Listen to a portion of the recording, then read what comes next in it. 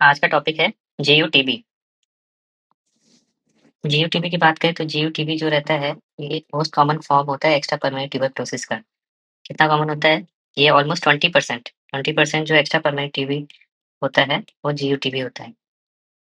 जीयूटीबी जो होता है, वो माइकोबैक्टीरियम ट्यूबरक्लोसिस से होता है और मेनली जो साइट इन्वॉल्व करता है, उसके बेसिस पे इसको क्लासिफाई करते हैं। अगर किडनी और यूरेटर को इन्वॉल्व कर रहा है, तो इसको बोलते हैं अपर ट्रैक्ट। अगर bladder urethra, that is the lower tract. And rest that is male genital में क्या क्या आएंगे? Epididymis, vas deferens, prostate, seminal vesicles and testis. Female genitals की बात करें तो उसमें रेयर कॉम्प्लिकेशन होता है। और प्रेजेंट कैसे करता है? अपर ट्रैक्ट में किडनी में इन्वॉल्व होगा तो किडनी का डिस्ट्रक्शन कॉज कराता है और calcification. And there is formation of structure in ureter. Bladder में अगर होता है तो ब्लैडर में कैपेसिटी कम कर देता है और थिम्बल ब्लैडर होता है। मेल जेनिटल्स या फीमेल जेनिटल्स में अगर होगा तो इनफर्टिलिटी कॉज कराता है। अब सबसे पहले डिस्कस करेंगे क्लासिफिकेशन। क्लासिफिकेशन की बात करें तो टीबी जो है मेनली 4 टाइप से पैथोफिजियोलॉजिकल क्लासिफिकेशन। पहले कॉर्टिकल सीडिंग। इसमें क्या होता है कि ब्लड के थ्रू रीनल कॉर्टेक्स में माइकोबैक्टीरियम ट्यूबरक्लोसिस पहुंच जाता है और वहाँ पे छोटे-छोटे ग्रैनुलोमास बनाता है। इसको बोलते हैं कॉर्टिकल सीडिंग। वहाँ पे कॉर्टेक्स में बीज डल गया है, कॉर्टिकल सीडिंग। उसके बाद कॉर्टेक्स से सीधा वो पैरेन्काइमा में प्रोग्रेस करता है, that is known as parenchymal progression. और वहाँ कैसे प्रोग्रेस करेगा? एक एक साथ जो छोटे-छोटे ग्रैनुलोमा है वो एक साथ आ जाएँगे, दैट इज़ कोलोसेल्स। और उसमें केशिएशन या केशियस नेक्रोसिस होगा। फाइनली जो पैपिला होगा उसमें पैपिलरी नेक्रोसिस हो जाएगा, केशियस पैपिलरी नेक्रोसिस। जो थर्ड स्टेज होगा पैपिलरी नेक्रोसिस होने के बाद जो इन्फेक्शन होगा वो कलेक्टिंग सिस्टम में एंटर कर जाता है और यूरिन में हमें बैक्टीरिया मिलने लगता है कई बार, और कई बार नहीं भी मिलता है।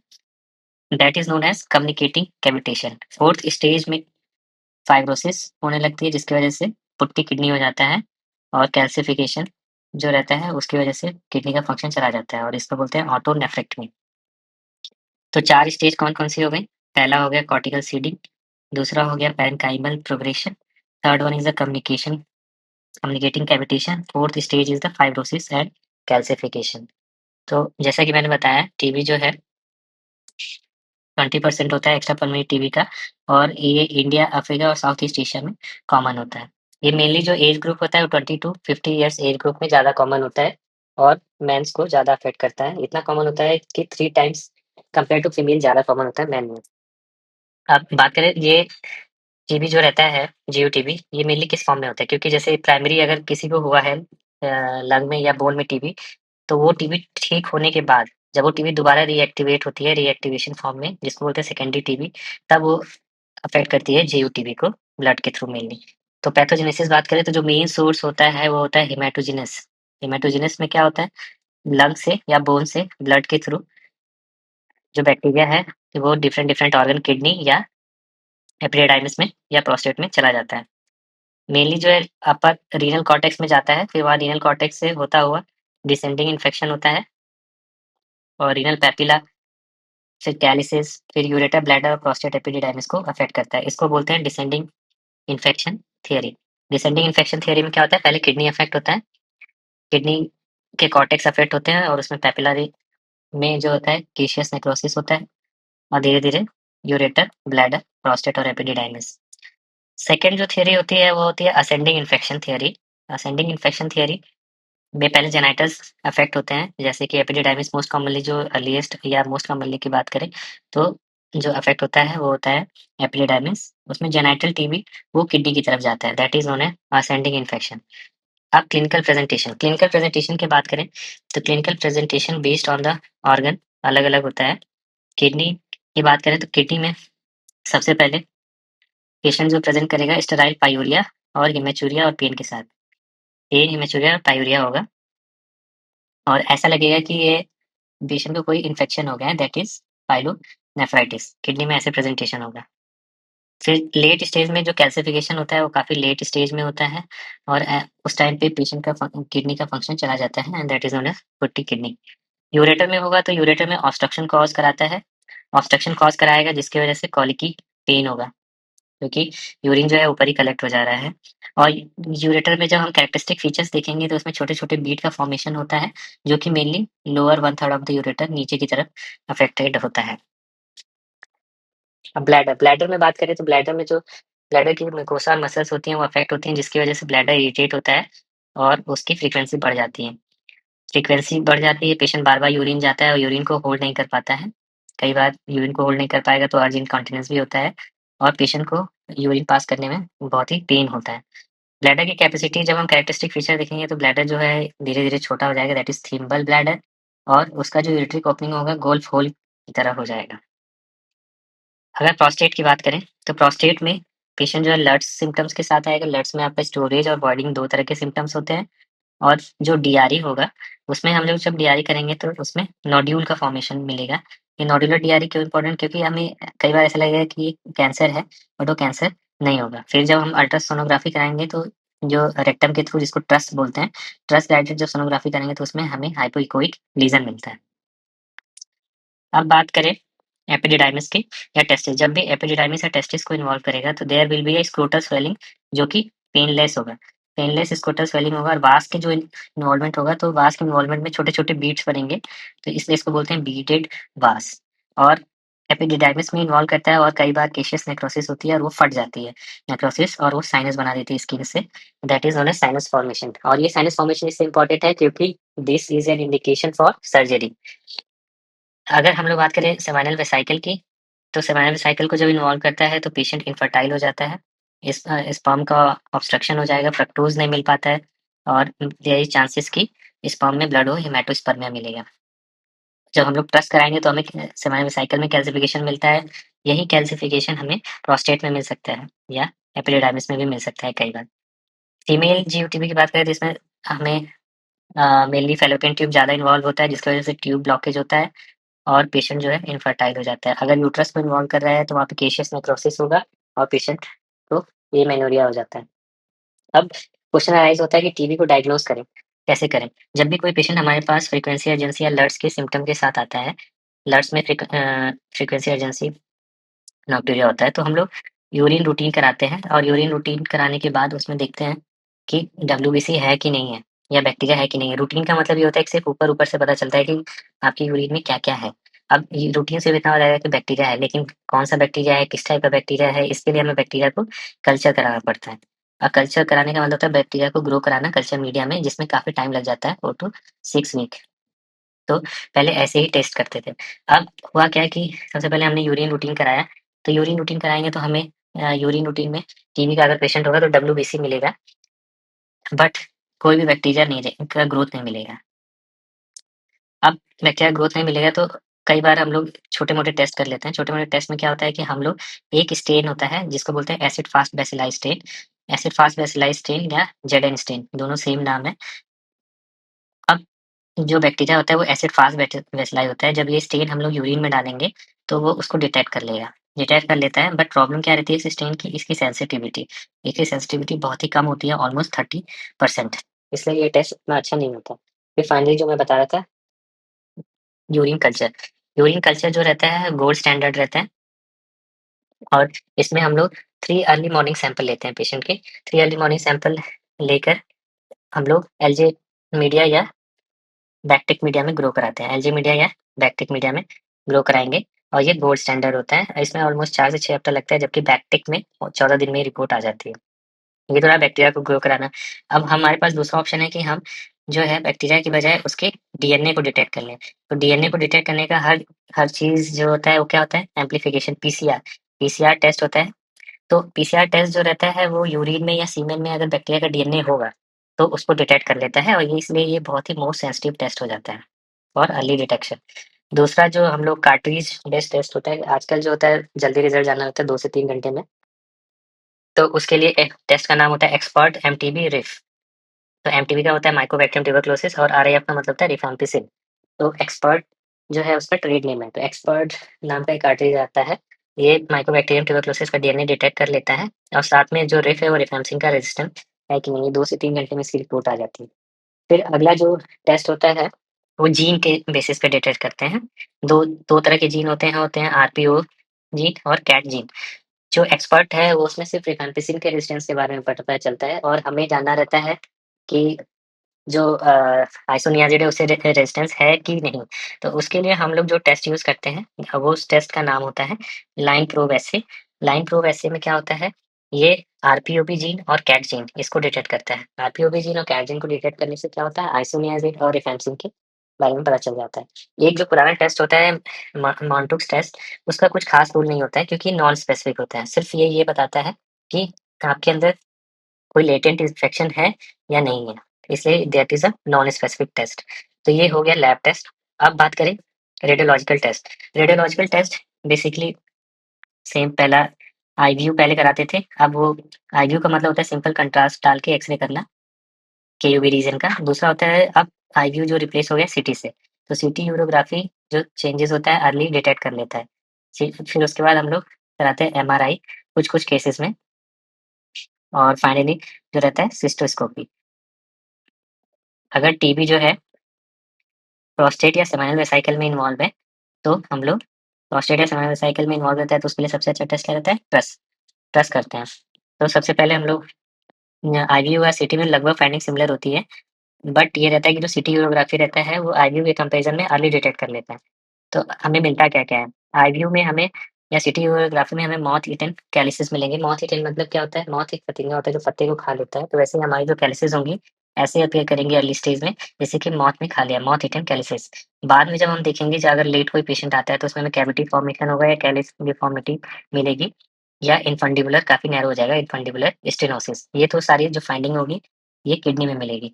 यूरेटर में क्या मिलेगा?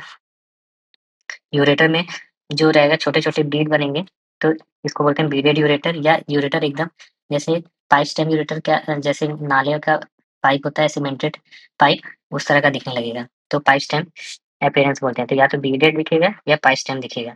ब्लैडर में क्या दिखेगा? ब्लैडर की कैपेसिटी काफ़ी कम हो जाएगी और स्मॉल हो जाएगा, इर्रेगुलर। इसको बोलते हैं thimble bladder. Renal calcification kidney में जो रहता है किडनी में बहुत लेट स्टेज में डिफ्यूज़ पूरे के पूरे किडनी में एमॉर्फस कैल्सिफिकेशन होने लगेगा। एमॉर्फस कैल्सिफिकेशन होगा पूरे किडनी में जिसकी वज़ह से किडनी का जो रहेगा ऑटोनेफ्रेक्टिव फंक्शन चला जाएगा, पुट्टी किडनी इसको बोलते हैं। फिर उसके बाद एमआरआई, एमआरआई कब कराते हैं? अगर साइनस कहीं फॉर्मेशन है, तो एमआरआई कराते हैं या हमें अर्ली ग्रैनुलोमा डिटेक्ट करना है, कॉर्टिकल ग्रैनुलोमा, तो भी एमआरआई में डिटेक्ट हो जाता है। अब सिस्टोस्कोपी में सबसे पहले हमें क्या दिखेगा? ट्राइगोन, ट्राइगोन दिखेगा जो कि कंजस्टेड होगा और यूरेट्रिक ओरिफिस जो होगा, वो गोल्फ होल जैसा दिखेगा। गोल्फ होल मतलब ऐसे गोल-गोल दिखता है। और भी टाइप के होते हैं, इसमें वोल्केनो ऐसे उठा-उठा दिखता है, उसको बोलते हैं वोल्केनो, ये गोल्फ होल टाइप का हो गया। फिर ट्रस्ट में हम लोग प्रोस्टेट या सेमिनल वेसिकल करेंगे तो टीबी का कैरेक्टरिस्टिक क्या है? कैल्सिफिकेशन या कैल्सिफिकेशन मिलेगा या हाइपोइकोइक नोड्यूल मिल सकता है और कभी-कभी सिस्टिक चेंजेस भी मिलते हैं। अब हमने हिस्टोपैथ के लिए सिस्टोस्कोपी के बाद अगर सैंपल भेजा तो उसमें क्या मिलेगा? अगर हम सिस्टोस्कोपी की बात करें तो टिपिकली हमें केशिएटिंग ग्रैनुलोमा जो कि टीबी में पूरी बॉडी में कहीं भी होता है, तो केशिएटिंग ग्रैनुलोमा ज़्यादा कैरेक्टरिस्टिक फीचर्स। दूसरा जो है हम लोगों को हिस्टियोसाइट्स मिलेंगे, एपिथेलियल हिस्टियोसाइट्स और लैंगहेंस जाइंट सेल्स, ये टीबी का कैरेक्टरिस्टिक फीचर होता है और सेंट्रली बीच में हम देखेंगे तो there will be a central necrosis.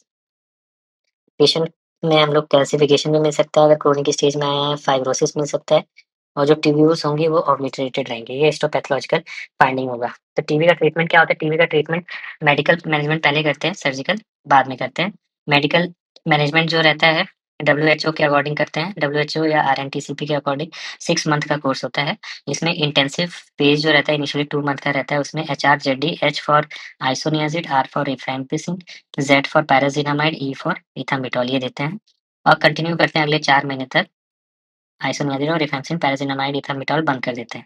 अब क्वेश्चन राइज़ होता है कि किस केसेज़ में टीबी का ट्रीटमेंट 6 महीने से ज़्यादा चलता है। अगर पेशेंट इम्यूनो कॉम्प्रोमाइज़्ड है, जैसे कि पेशेंट को एचआईवी है या डायबिटीज़ या पेशेंट का किडनी बहुत ही ज़्यादा डैमेज हो गया है या पेशेंट को एमडीआर टीबी है, तो ऐसे केसेज़ में पेशेंट का एक्सटेंशन हो जाता है ट्रीटमेंट का और एमडीआर टीबी में कई बार तो 2 साल तक ट्रीटमेंट चलता है। अब अगला क्वेश्चन है कॉर्टिकोस्टेरॉइड। कॉर्टिकोस्टेरॉइड जो रहता है, अब पेशेंट का जो टीबी कब होता है इम्यूनो कॉम्प्रोमाइज़ स्टेट में, तो कॉर्टिकोस्टेरॉइड देना चाहिए कि नहीं देना चाहिए? तो यूजुअली अगर बहुत ही ज़्यादा यूरेट्रिक इन्फ्लेमेशन या ब्लैडर इन्फेक्शन सस्पेक्ट कर रहे हैं, तो हम कॉर्टिकोस्टेरॉइड दे सकते हैं टू रिड्यूस द फाइब्रोसिस, ये अकॉर्डिंग टू द डब्ल्यूएचओ है। अब बात करें ड्रग्स की, तो सबसे पहली जो ड्रग थी isoniazid, isoniazid cell wall synthesis inhibitor की तरह है। अब माइकोबैक्टीरियम ट्यूबरकुलोसिस का सेल वॉल किसका बना रहेगा? माइकोलिक एसिड का, तो माइकोलिक एसिड की सिंथेसिस को इन्हिबिट करता है। Rifampicin, R for rifampicin, R for RNA polymerase. Rifampicin जो रहता है आरएनए पॉलीमरेज़ को इन्हिबिट करता है। पैराज़िनामाइड कैसे काम करता है? ये एसिडिक एनवायरनमेंट चाहिए होता है, पैराज़िनामाइड उसमें एक्टिव हो जाता है। एथम्ब्यूटॉल एरोबिनोसाइल ट्रांसफरेज़, एरोबिनोसाइल ट्रांसफरेज़ को इन्हिबिट करता है। अब ये सारी की सारी टीबी ड्रग की खास बात क्या होती है कि जितने भी होते हैं सब हिपैटोटॉक्सिक होते हैं और इसलिए बहुत ध्यान देना चाहिए। जो इथम्ब्यूटॉल होता है, इसका जब भी हम पेशेंट का कोई रीनल किडनी का पेशेंट है तो उसमें हमें ड्रग डोज़ है उसको एडजस्ट करना रहता है क्योंकि रीनल इम्पेयरमेंट कराता है। अब पैराज़िनामाइड में क्या होता है पैर में प्रॉब्लम आती है जैसे कि यूरिक एसिड बढ़ जाता है, पैराज़िनामाइड पैर में आती है, यूरिक एसिड बढ़ जाता है। तो इसलिए इसका ये एक एडवर्स इफ़ेक्ट है। रिफैम्पिसिन में ऑरेंज यूरिन होता है, आइसोनियाज़िड में न्यूरोपैथी होता है। आइसोनियाज़िड में जो न्यूरोपैथी होता है उसको रोकने के लिए हमें हमेशा आइसोनियाज़िड के साथ पैराडॉक्सिन देना चाहिए। इथम्ब्यूटॉल में पेशेंट जो है उसको आँखों में प्रॉब्लम होती है, E for I, optic neuritis होने के चांसेस रहते हैं। अब सर्जिकल आ जाओ, सर्जरी कब करते हैं? तो सर्जरी में अगर किडनी नॉन फंक्शनिंग है या कैल्सिफाइड हो गई है, तो हम सर्जरी करते हैं और सर्जरी जब करते हैं तो एटीटी के बाद करते हैं, एटीटी के पहले नहीं। ध्यान रखना अगर डेफिनिटिव सर्जरी कर रहे हैं तो एटलीस्ट 3 महीने का ट्रीटमेंट हो जाना चाहिए, 3 महीने के बाद ही सर्जरी करते हैं और अगर डीजे स्टेंटिंग या कोई छोटा-मोटा प्रोसीजर करना है, तो एटलीस्ट 4 वीक का एटीटी का ट्रीटमेंट होना चाहिए। उसके बाद इमरजेंसी में डीजे स्टेंट डाल सकते हैं। अब जो किडनी है नॉन फंक्शनिंग है बट अगर दोनों किडनी है एक किडनी नॉन फंक्शनिंग है और दूसरी किडनी में भी इन्फेक्शन हो गया है, तो ऐसे केसेस में हमें सर्जरी कॉन्ट्राइंडिकेटेड होती है क्योंकि patient will land up in renal failure. अब दूसरा इंडिकेशन है परसिस्टेंट सेप्सिस, पेशेंट को है सेप्सिस में लैंड अप कर गया है तो हमें नेफ्रेक्टमी करना पड़ेगा। तीसरा है यूरेटर में स्ट्रक्चर बन गया है जिसकी वजह से ऑब्स्ट्रक्शन हो रहा है और ऑब्स्ट्रक्शन होगा तो ऑब्स्ट्रक्टिव न्यूरोपैथी होने के चांसेस रहते हैं। तो ऑब्स्ट्रक्टिव न्यूरोपैथी को रोकने के लिए हमें डीजे स्टेंटिंग करना पड़ता है, तो 4 हफ्ते बाद डीजे स्टेंटिंग कर सकते हैं या 3 महीने बाद डेफिनिटिव यूरेट्रिक रीइम्प्लांट सर्जरी कर सकते हैं। ब्लैडर अगर कॉन्ट्रैक्टेड रहता है, थिम्बल ब्लैडर रहता है, तो भी हमें सर्जरी करना होता है। उसमें हम लोग ऑगमेंटेशन सर्जरी करते हैं, ब्लैडर को ऑगमेंट कर देते हैं, क्योंकि जो कॉन्ट्रैक्टेड ब्लैडर रहता है, वो हाई प्रेशर सिस्टम क्रिएट करता है, जिसकी वजह से प्रेशर ट्रांसमिट होता है अपर ट्रैक्ट में और अपर ट्रैक्ट का डिटोरिएशन हो जाता है, जो कि किडनी और नॉन फंक्शनिंग हो जाती है। अगर स्क्रोटम का एग्ज़ामिनेशन किया है और वहाँ पे स्क्रोटम में एब्सेस है, साइनस है, तो उसको हमें एक्ससाइज़ करना रहता है। ऐसे केसेज़ में हमें सर्जरी करना रहता है। पेशेंट को इनफर्टिलिटी है, अगर पेशेंट इनफर्टिलिटी के साथ प्रेज़ेंट कर रहा है, तो अगर मेल पेशेंट है, तो कई बार उसके एपिडिडाइमिस में स्पर्म स्टोर्ड रहता है, तो उसको निकालना रहता है परक्यूटेनियसली, तो इसको बोलते हैं परक्यूटेनियसली एपिडिडाइमल स्पर्म एस्पिरेशन। पेशा ये करके अब 1 या 2 या जितने भी स्पर्म मिले, अब उसको सेल्स के अंदर हम लोग इंजेक्शन से साइटोप्लाज़्म में डायरेक्टली डाल देते हैं, तो इसको बोलते हैं इंट्रासाइटोप्लाज़्मिक स्पर्म इंजेक्शन। तो पेशा प्लस एक्सी करते हैं। अगर स्पर्म जो है एपिडिडाइमिस से नहीं मिला, तो फिर हम लोग जो है टेस्टिस से निकालेंगे और इसको बोलते हैं टेस्टिस से एक्सट्रैक्शन करते हैं, तो इसको बोलते हैं टीसी। सब अब जो सर्जिकल प्रिंसिपल है उसमें जो सर्जरी है हमेशा 3 महीने बाद करते हैं। अगर लोकलाइज़्ड है टीबी तो हमें पार्शियल नेफ्रेक्टमी करना रहता है। अगर पार्शियल नेफ्रेक्टमी कब करेंगे? अगर लीज़न जो है पोलर लीज़न है तो हम पार्शियल नेफ्रेक्टमी कर देंगे। फुट्टी किडनी है तो इसमें हम लोग सिंपल नेफ्रेक्टमी करेंगे। इसका एकमात्र जो चीज़ है वो ध्यान देना ये है कि कॉन्ट्रालैटरल किडनी काम करती रहनी चाहिए। अब यूरेटिक स्ट्रक्चर को कैसे मैनेज करते हैं? अगर छोटा यूरेटिक स्ट्रक्चर है तो हम लोग श्वास स्विच या बोरिस फ्लैप के थ्रू यूरेटिक री-इम्प्लांट करते हैं। अगर लॉन्ग यूरेटिक स्ट्रक्चर है मोर देन 5 सेंटीमीटर तो हमें बाउल यूज़ करना पड़ेगा, तो हम लोग आइलियर यूरेटर करते हैं। टिम्बल ब्लैडर में क्या होता है लेस देन 50 एमएल कैपेसिटी हो जाती है तो हम लोग ऑगमेंटेशन सिस्टोप्लास्टी करते हैं और इसमें बेसिकली हम लोग इलियम सेगमेंट यूज़ करते हैं। अगर ब्लैडर यूरेथ्रा कंप्लीटली डिस्ट्रॉय हो गया है, तो हम लोग सिस्टेक्टमी करेंगे, पूरा ब्लैडर निकाल देंगे और यूरिनरी डाइवर्जन कर देते हैं। ये बहुत ही रेयर होता है, इसलिए जब भी इंडिकेटेड होता है तो करना पड़ता है। अगला जो है अगर एपिडिडाइमिस में एब्सेस बन गया है, तो हम लोग एपिडिडाइमिस को निकाल देते हैं, इसको बोलते हैं एपिडिडाइमेक्टमी। ये बेसिकली जब पेशेंट को एटीटी चला लेते हैं और उसके बाद भी अगर एपिडिडाइमिस में एब्सेस बना हुआ है या साइनस फॉर्मेशन है, तो ऐसे केसेस में एपिडिडाइमेक्टमी करते हैं। अगर पेशेंट ऑब्स्ट्रक्टिव जूअस्पर्मिया की तरह प्रेज़ेंट कर रहा है, तो मैंने बताया जैसे पेसा टीसी या एक्सी करते हैं और पेशेंट को ऑप्शन देते हैं। अब बात करें कॉम्प्लिकेशन, टीबी का कॉम्प्लिकेशन क्या होता है? अगर किडनी में अगर होता है तो किडनी में फाइब्रोसिस होता है, फाइब्रोसिस के बाद पेशेंट जो है रीनल फेलियर में चला जाता है। किडनी में कैल्सिफिकेशन हो जाता है और किडनी में टीबी होने से पेशेंट को कई बार हाइपरटेंशन रहता है।